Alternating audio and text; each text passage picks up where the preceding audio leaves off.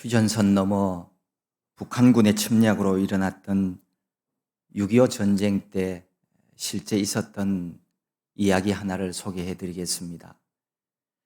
경상도 어느 마을, 거기서도 북한 군인이 마을에 있는 남자들을 찾아내어서 북으로 끌고 갔다고 합니다. 10대 후반의 한 소녀의 아버지도 공산군에게 잡혀서 북한으로 끌려가게 되었습니다. 그런데 그 소녀가 하나님께 간절히 기도했습니다. 자기 밑에 있는 많은 동생들과 엄마를 생각하면서 아버지를 꼭 살아 돌아오게 해달라고 하나님 앞에 기도했습니다. 공산군들이 그 마을에 있는 예배당 들어가지 못하도록 앞에 못을 박아서 다 막아놨지만 창문 너머로 예배당 안으로 들어가서 그 마룻바닥에서 하나님 앞에 간절히 기도했다고 합니다. 그런데 정말 얼마 있지 않아서 이 아버지가 살아서 돌아오셨어요. 함께 끌려갔던 마을 사람들은 한 사람도 돌아오지 않았는데 그 아버지만 돌아온 거예요. 북으로 끌려간 지 며칠 만에 무사히 살아서 돌아온 그 아버지가 전해주는 이야기는 이러했습니다. 인민군들에 의해 북으로 끌려가던 일행들이 어느 날 미군 폭격기를 만났다는 겁니다. 사람들을 향해서 폭격기가 총을 쏘고 포탄을 떨어뜨리자 사람들이 살기 위해서 사방으로 다 흩어졌어요. 이 소녀의 아버지도 머리 위에서 쏟아지는 그 포탄이 겁나고 두렵고 살기 위해서 달렸답니다. 막 달려가는데 자기 옆에 웅덩이가 하나가 있더래요. 그 웅덩이에 쫓아가서는 막 납작 엎드려서 웅크리고 있었대요. 그 웅덩이는 조금 전 떨어진 포탄에 의해서 파여진 그런 땅이었다고 그럽니다.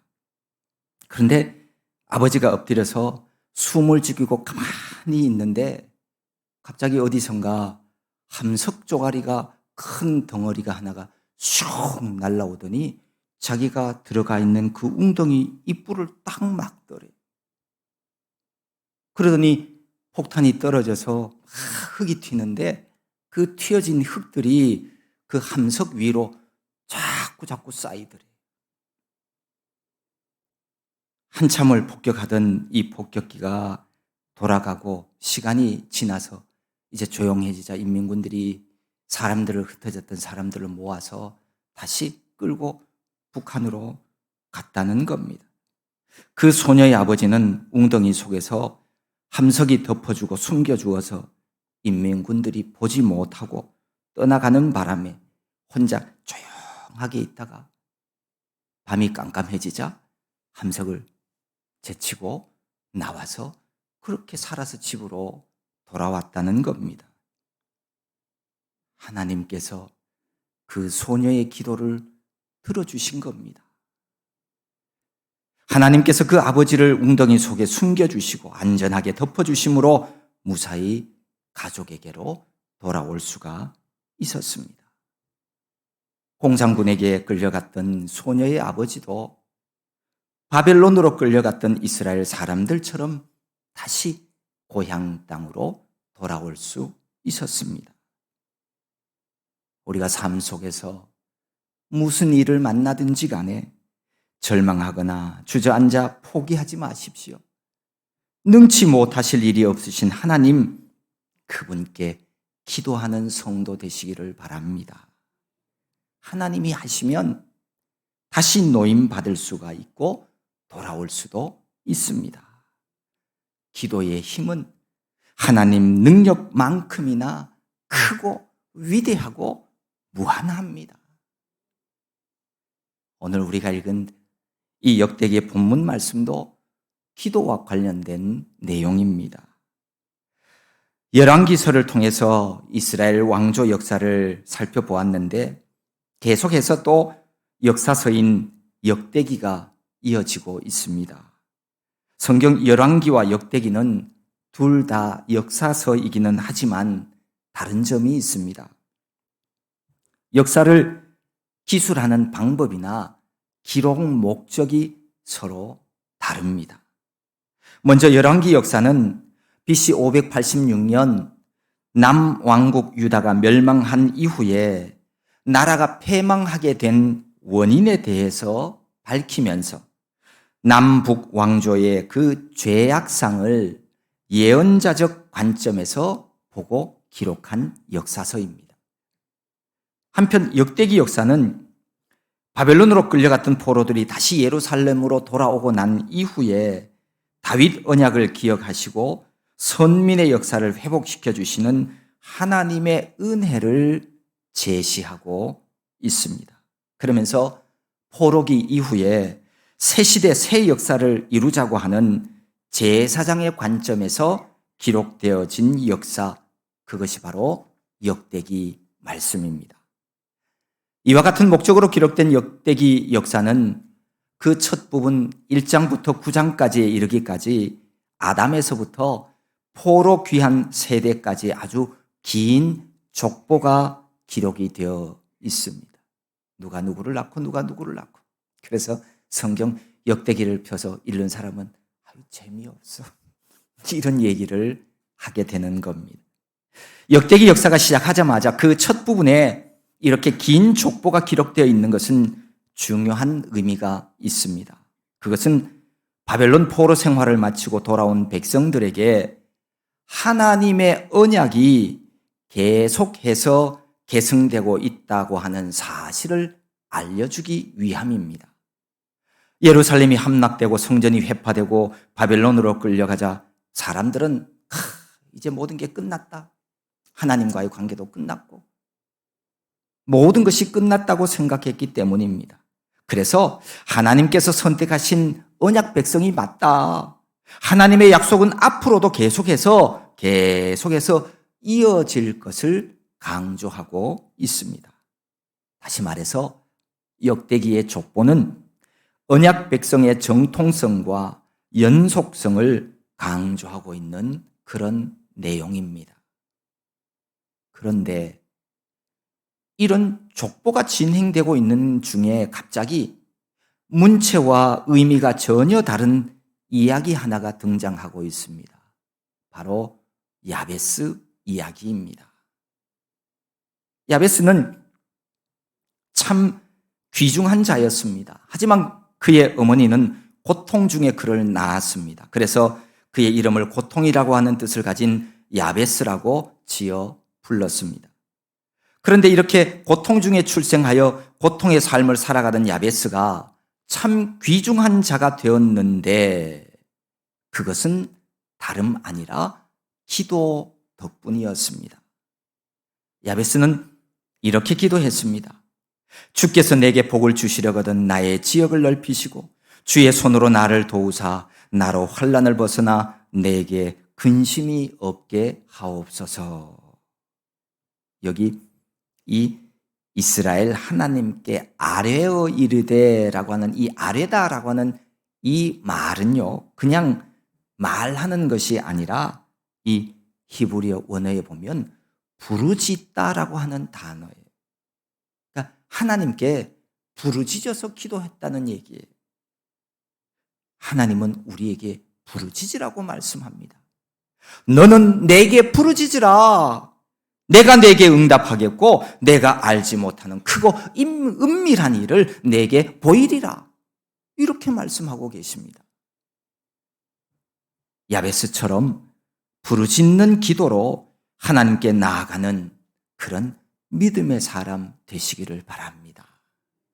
부르짖는 자에게 하나님은 응답하시고 크고 은밀한 일을 보여주십니다.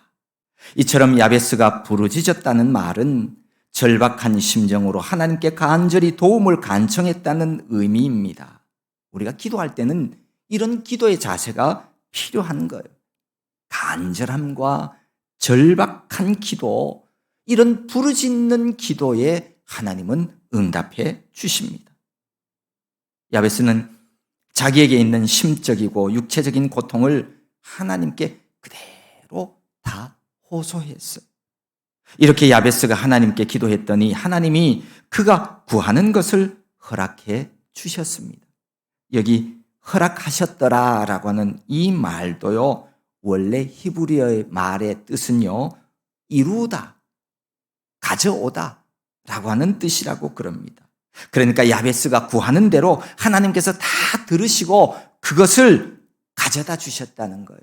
그대로 다 이루어 주셨다는 바로 그런 말씀입니다.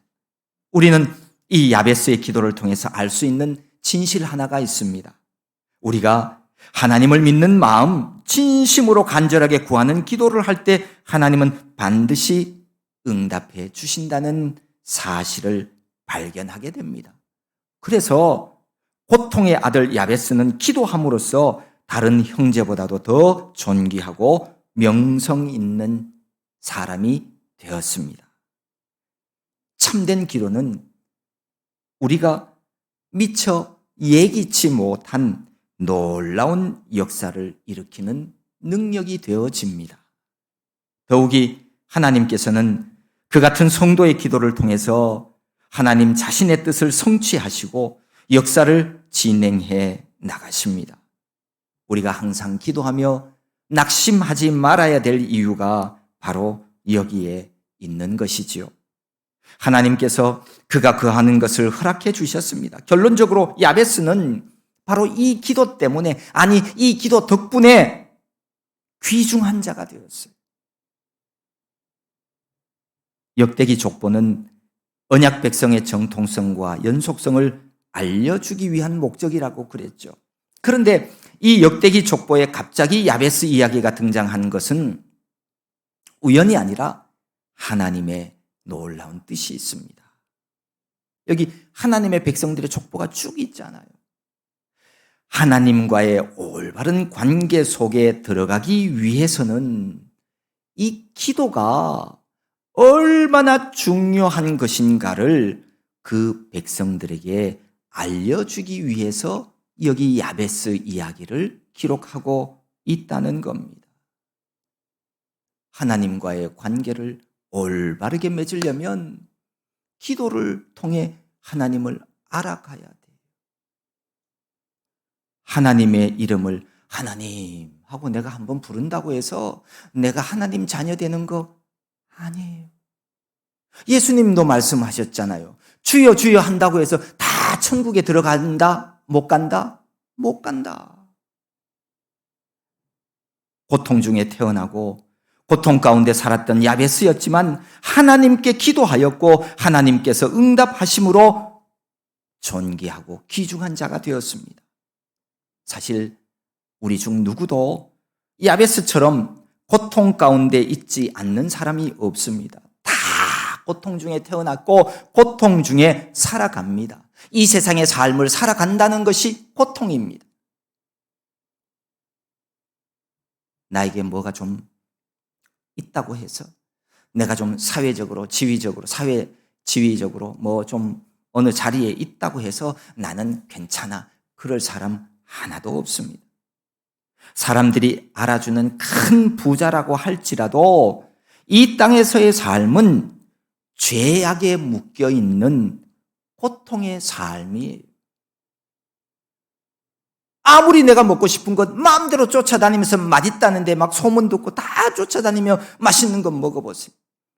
아무리 사람들이 거기 가면 좋더라 그래서 여기도 가보고 저기도 가보고 사방팔방 전국 방방곡곡을 다 돌아다니고 그것도 모자라 비행기 타고 해외로 가서 좋은 곳 다 좋은 장소 그렇게 여행해 보십시오. 그런다고 해서 내가 행복한 사람이 되는 게 아닙니다. 하나님 안에서 정말로 하나님이 주신 평화를 맛보지 못해요. 하나님이 주신 평화를 누리지 못하면 그의 삶은 언제나 우울한 삶이 되어집니다. 그리고 철장에 갇힌 새처럼 답답한 인생이 되는 거예요.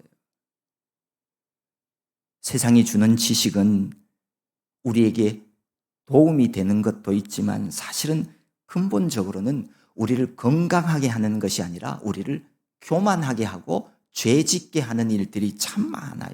하지만 하나님 안에서 발견한 참된 진리는 우리의 영혼을 자유롭게 합니다. 진리를 알지니 진리가 너희를 자유케 하리라. 그래서 우리가 기도를 통해서 진리 되신 예수 그리스도를 알아가야 되는 이유가 바로 거기에 있습니다.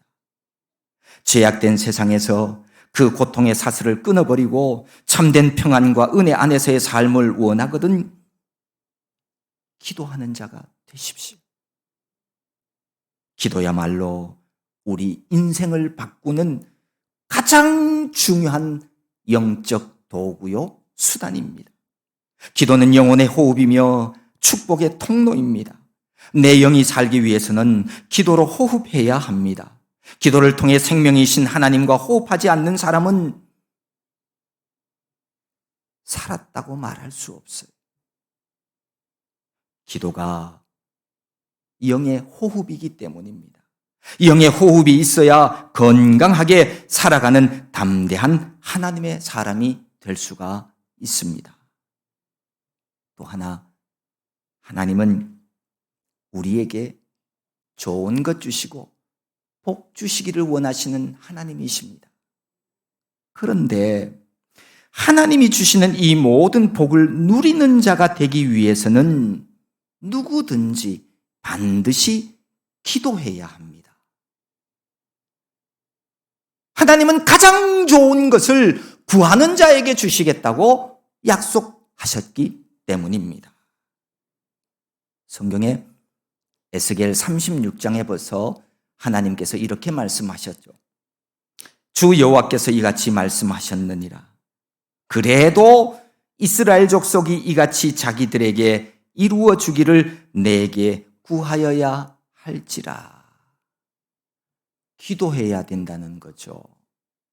지금 이제 이 에스겔 36장에 있는 이 말씀은요, 하나님께서 이 이스라엘 백성들이 받을 복에 대해서 막 말씀을 하시는 거예요. 이스라엘 백성들이 지금 나라가 망하고 바벨론으로 일부 사람들이 끌려가서 거기 포로 생활하고 있잖아요.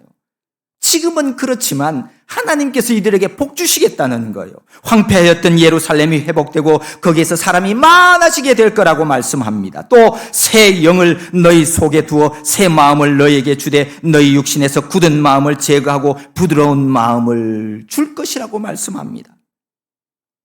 다른 사람들이 말하기를 황폐하였던 땅이 이제는 에덴 동산같이 되었고 황량하고 적막하고 무너진 성읍들의 성벽과 주민이 많다라고 말하게 해주겠다는 겁니다. 나 여호와가 약속한다. 내가 이루어 주겠다는 겁니다. 하나님의 거룩한 이름을 위하여 이 모든 일들을 나 여호와가 그 모든 것들을 이루겠다고 거듭거듭 하나님이 약속해 주십니다. 그러면서 내가 지금 얘기한 이러한 일들은 내가 하겠지만 그런데 너희 이스라엘 족속들이 해야 하는 것 하나가 있다. 그게 바로 나 여호와 하나님께 구하는 것이다. 기도하는 것이다. 하나님께서 전능하신 능력으로 우리를 건지시고 구원하시고 복주시며 주의 백성 되게 하겠다. 하지만 너희들은 이렇게 되기를 위해서 나에게 기도해야 한다고 하나님이 다시 한번 말씀하고 계십니다. 기도는 하나님이 그의 백성들에게 주시는 복을 누리도록 하는 보증서와 같은 것입니다. 하나님께 구하는 기도가 나를 하나님의 백성 되게 하고 하나님이 나의 하나님 되게 하십니다.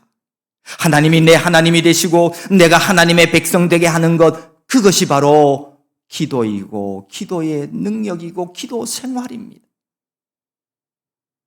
여러분, 기도는 잘하고 못하고 그런 것은 없어요. 어린아이들이 부모에게 막 아주 논리정연하게 미사어구를 사용해 가면서 그렇게 말하지 않아도 부모는 다 알아듣습니다.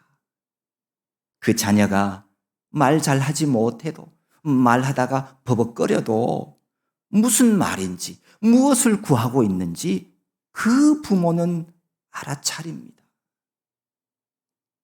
기도는 잘하고 못하는 기도가 있는 것이 아니라 기도하는 사람과 기도하지 않는 사람이 있을 뿐입니다. 여러분은 기도하는 사람인가요? 기도하지 않는 사람인가요? 생활 속에서 언제나 주님과 동행하는 넓은 기도도 해야 하고, 시간을 내어서 깊은 영의 세계로 들어가 영이신 하나님과 대화하는 깊은 기도도 반드시 있어야 합니다. 매일 정해진 시간과 정해진 기도의 장소가 없다면 나는 기도하지 않는 사람일 겁니다. 영의 사람이라 말할 수 없습니다. 시간을 정하고 성전에 올라 하나님께 기도하는 하나님의 사람이 되어 보십시오. 야베스는 하나님께 기도함으로 존귀한 자가 될 수 있었습니다.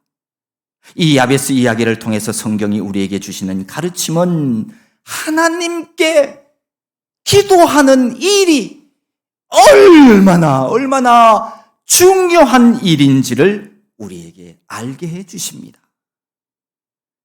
바벨론 포로로 잡혀간 사람들이 이제 포로 귀환 후에 하나님 함께 하시는 그 백성이 되어야 하는데, 이 일을 가능하게 하는 것이 뭐냐? 그게 바로 기도라는 겁니다. 기도하는 일이야말로 하나님과 지속적인 관계를 유지하게 하는 가장 중요한 영적 도구입니다. 기도하기를 쉬는 사람, 기도하기를 중단한 사람, 아직 기도의 맛을 보지 못한 사람, 여러분 반드시 기도해야 합니다. 기도하지 않고 신앙생활하며 하나님의 백성이 되는 길은 결단코 없습니다. 믿음의 복을 받기를 원하거든 여러분이 기도의 자리로 나오십시오. 기도는 특별한 행사도 아니고 이벤트도 아닙니다. 신앙생활이라는 것이 기도 생활을 말합니다. 내가 하나님을 믿으면 내가 하나님 앞에 기도하게 되어 있어요. 내가 하나님을 믿지 못하면 기도 안 하게 되어 있어요. 내가 하나님 앞에 나가 기도하는 것보다 내가 아는 사람 누구에게 돈 좀 달라고 해서 그 돈으로 살아가는 것이 더 즐겁다고, 더 좋은 삶이라고 생각하면 하나님 앞에 누가 기도하겠습니까?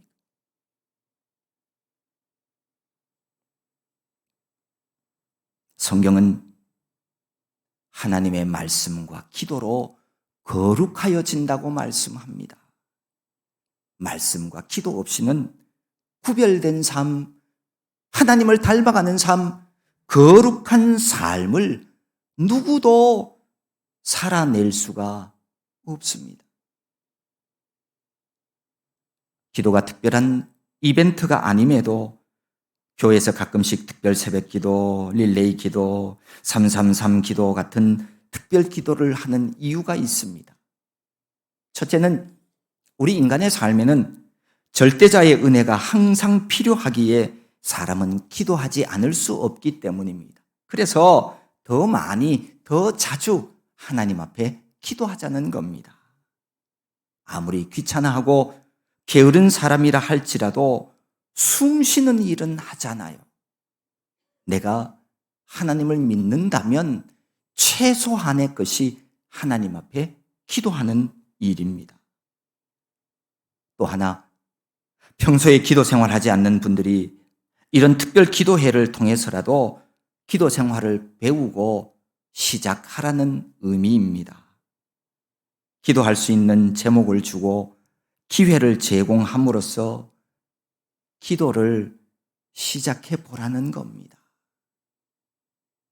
물론 어떤 대상자를 위해서 함께 중보 기도할 때도 있지만, 사실 이 기도를 통해서 가장 큰 혜택을 얻는 수혜자가 누구냐 하면 바로 기도하는 당사자예요.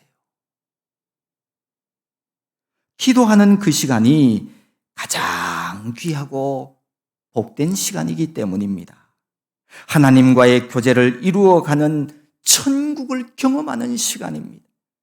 우리가 이 땅의 삶을 살아가면서 이 썩어질 육체를 가지고 가장 기쁘고 가장 복된 시간이 언제냐 하면 하나님께 기도하는 시간.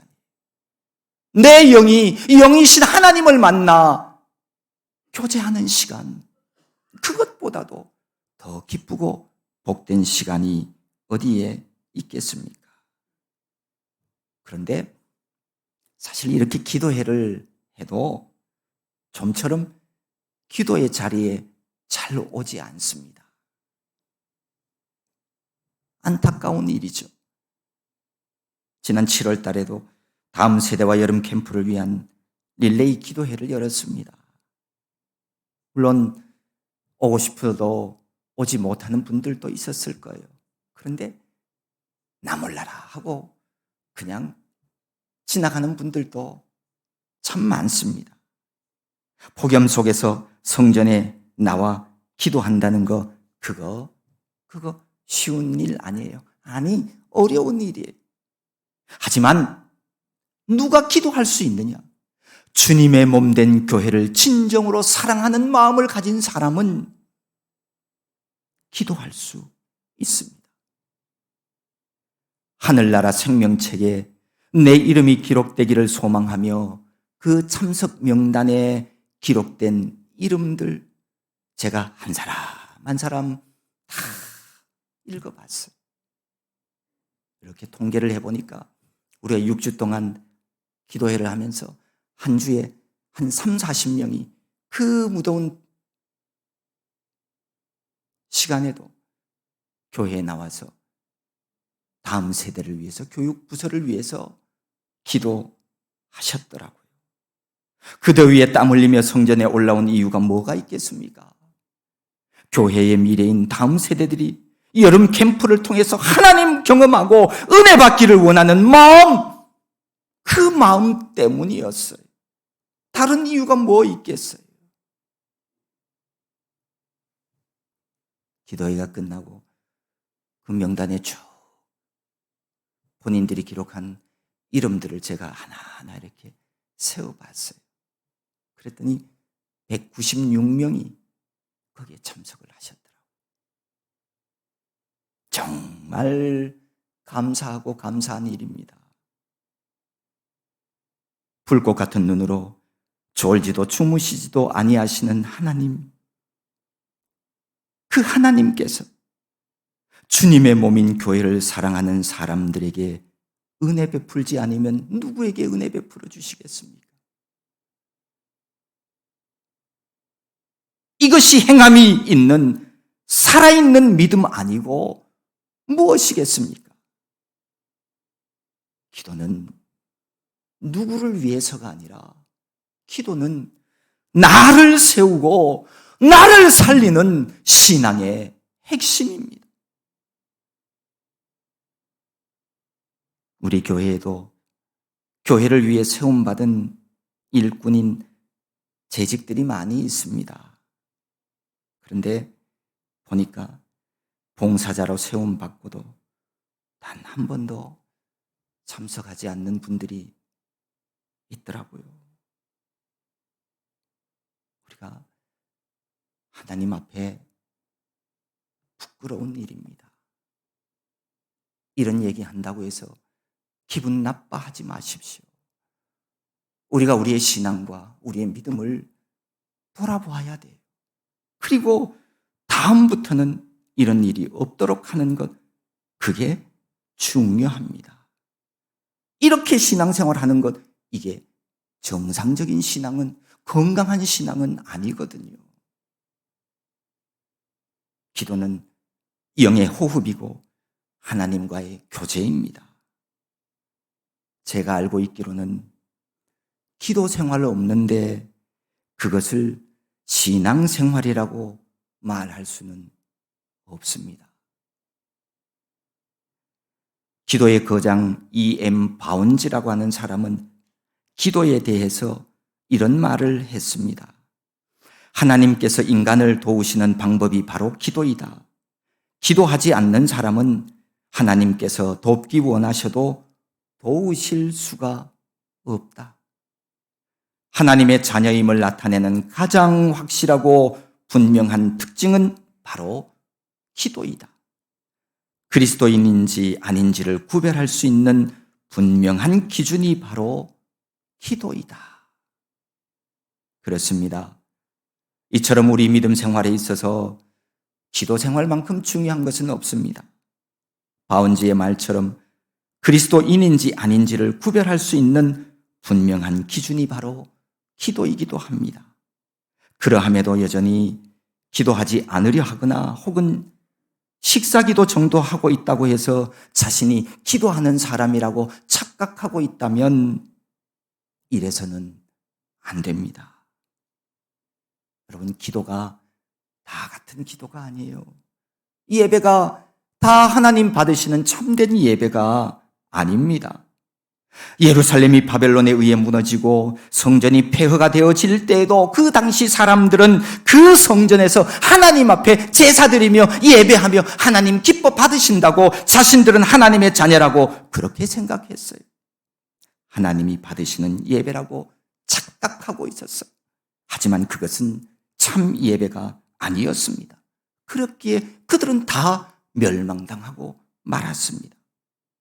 기도는 내 영과 영이신 하나님과의 교제입니다. 내 영이 생명의 근원 되신 하나님과 교제함으로 내 영이 살아나는 영의 호흡입니다. 오늘 야베스 이야기의 핵심은 고통 중에 있던 야베스가 하나님께 복을 받아 존귀한 사람이 되었다는 것입니다. 어떻게 해요? 부르짖는 기도를 통해서. 부르짖는 기도를 통해서 언약의 백성이 누리게 되는 귀한 복을 받았다는 사실을 우리 모두에게 증거해 주고 있는 겁니다. 우리 모두도 이 세상 만물의 주인이시오 내 생명의 주인 되시는 하나님께 기도함으로 복 있는 삶을 살아갑시다. 이 세상이나 세상에 있는 것들은 영원하지 않아요. 하지만 하나님의 나라는 영원합니다. 주님이 주시는 영생 복락이 기도 생활하는 여러분 모두의 것이 되기를 간절히 소망합니다.